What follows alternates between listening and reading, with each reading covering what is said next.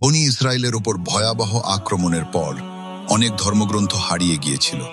মানুষ ধীরে ধীরে তাওরাতের আসল শিক্ষা ভুলে যেতে শুরু করল।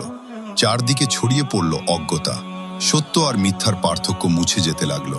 ঠিক সেই সময় আল্লাহ বিশেষ এক বান্দাকে বেছে নিলেন, উজাইর আলাইহিসসালাম। ছোটবেলা থেকেই তিনি ছিলেন অসাধারণ স্মৃতিশক্তির অধিকারী। যা একবার শুনতেন তা কখনো ভুলতেন না। একদিন তিনি পাহাড়ের এক নির্জন গুহায় ইবাদতে মগ্ন ছিলেন। চারদিকে নিস্তব্ধতা, শুধু ঠান্ডা বাতাসের শব্দ। হঠাৎ গুহার ভেতর রহস্যময় এক নূর প্রকাশ পেল। সেই আলো ধীরে ধীরে পুরো গুহা আলোকিত করে দিল। আর তখনই তার হৃদয়ে একের পর এক আয়াত ভেসে উঠতে লাগল। তিনি বিস্ময়ে কাঁপতে লাগলেন, কারণ এ শব্দগুলো ছিল তাওরাতের আয়াত। কিছুদিন পর উজাইর আলাইহিসসালাম মানুষের মাঝে ফিরে এলেন, আর মুখে মুখে পুরো তাওরাত শোনাতে শুরু করলেন।